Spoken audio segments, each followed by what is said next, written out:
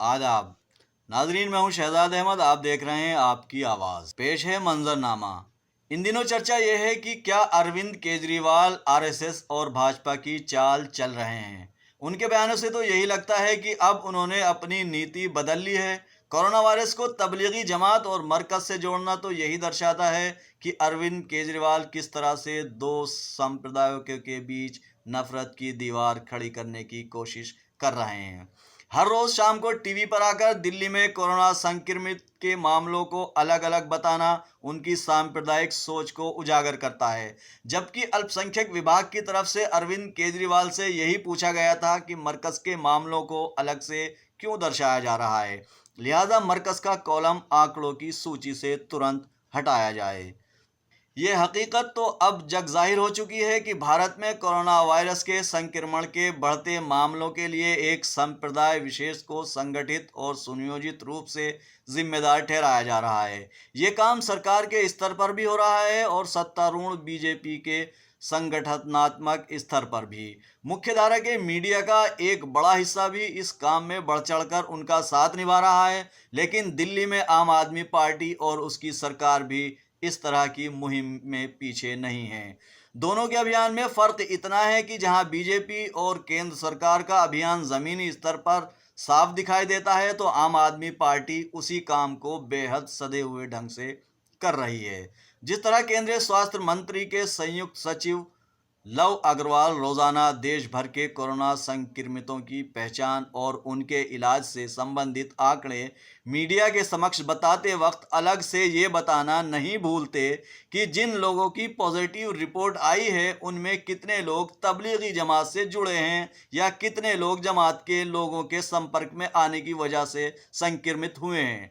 ठीक उसी तरह यही काम दिल्ली के मुख्यमंत्री अरविंद केजरीवाल रोजाना शाम को वीडियो कॉन्फ्रेंसिंग के जरिए मीडिया से बात करते वक्त करते हैं। इस दौरान वे अपनी विकास पुरुष और गरीब नवाज वाली छवि बनाए रखने को लेकर भी बेहद सतर्क रहते हैं और कभी कभार लोगों से एकता तथा भाईचारा बनाए रखने तथा किसी किस्म की नफरत फैलाने से बचने की अपील भी करते रहते हैं। इस सिलसिले में सबसे महत्वपूर्ण तथ्य यह है कि दिल्ली सरकार के स्वास्थ्य मंत्री सत्येंद्र जैन ने 14 अप्रैल को सुबह न्यूज़ एजेंसी ANI को जानकारी दी कि जिस निज़ामुद्दीन इलाके में पिछले महीने तबलीगी जमात के मरकज़ में कार्यक्रम हुआ था, उस पूरे इलाके के 6000 घरों की स्क्रीनिंग का काम दिल्ली सरकार की ओर से पूरा किया जा चुका है। सभी की रिपोर्ट आ गई है और वहां मरकज़ के बाहर बैठने वाले एक भिखारी के अलावा सभी निगेटिव पाए गए हैं। उनके इस बयान का वीडियो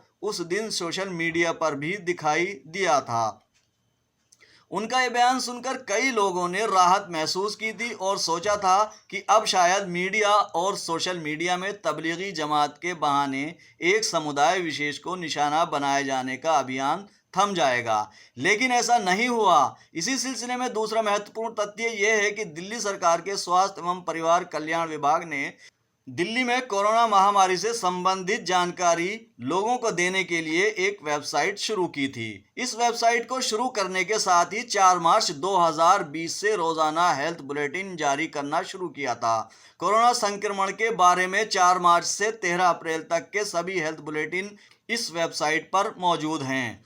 लेकिन इसके बाद का ना तो कोई हेल्थ बुलेटिन इस वेबसाइट पर है और ना ही निज़ामुद्दीन इलाके के उन 30,000 लोगों की वो स्क्रीनिंग रिपोर्ट है जिसके बारे में दिल्ली सरकार के स्वास्थ्य मंत्री ने सार्वजनिक रूप से जानकारी दी थी। जाहिर है कि 13 अप्रैल के बाद से दिल्ली सरकार ने हेल्थ बुलेटिन जारी करना ही बंद नहीं कर दिया, बल्कि कोरोना संक्रमण से संबंधित कोई अन्य जानकारी भी वेबसाइट पर साझा करना बंद कर दी है।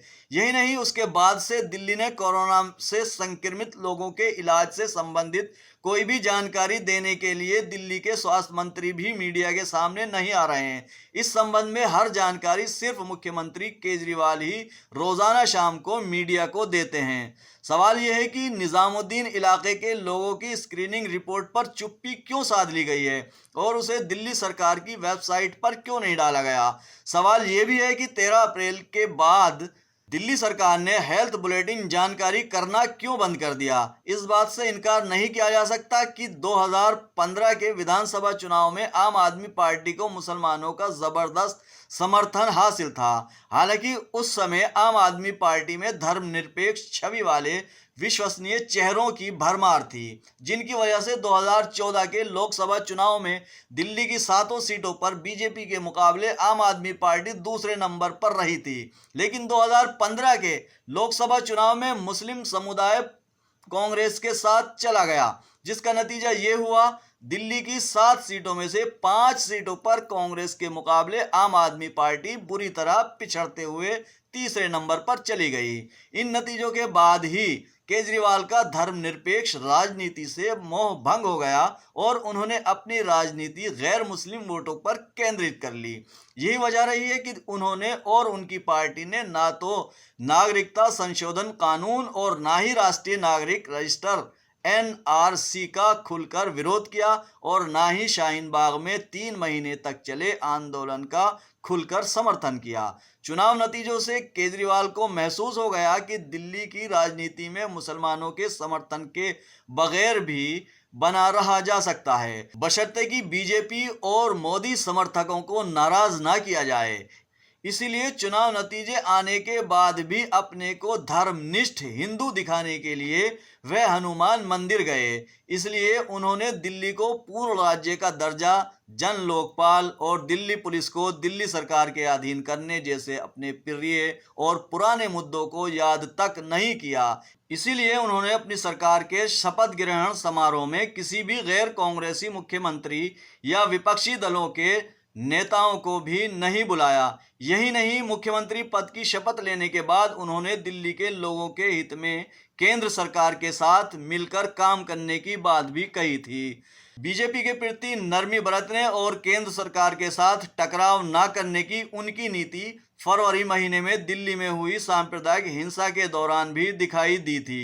साफ साफ दिख रहा था कि दिल्ली में हिंसा भड़काने का काम बीजेपी के नेताओं की ओर से हुआ है और इसमें पुलिस भी मददगार रही है। इसके बावजूद केजरीवाल या उनकी पार्टी के किसी नेता ने हिंसा के दौरान और हिंसा के बाद भी ना तो ऐसा कोई बयान दिया और ना ही ऐसा कोई काम किया जिससे कि केंद्र सरकार या बीजेपी का समर्थक वर्ग नाराज हो। अब केजरीवाल और उनकी पार्टी का राजनीतिक लक्ष्य दिल्ली के तीनों नगर निगमों के चुनाव हैं, जो 2022 में होने हैं। केजरीवाल जानते हैं कि कोरोना महामारी जल्दी खत्म होने वाली नहीं है, ये सिलसिला लंबे समय तक जारी रहेगा और उनकी सरकार को ज्यादा से ज्यादा समय तक इसी मोर्चे पर जूझना पड़ सकता है। उनका मकसद यही है कि बीजेपी और मोदी के समर्थकों में कहीं से भी ये संदेश नहीं जाए कि आम आदमी पार्टी और उसकी सरकार मुसलमानों से अतिरिक्त सहानुभूति रखती है। इसीलिए दिल्ली में कोरोना संक्रमण के मामले बढ़ने का जिक्र करते वक्त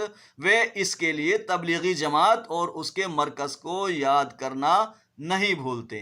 आज बस इतना ही। देखते रहिए आपकी आवाज़। हमारे चैनल को सब्सक्राइब करना ना भूलें। ज़्यादा से ज़्यादा लाइक कीजिए, शेयर कीजिए। शुक्रिया।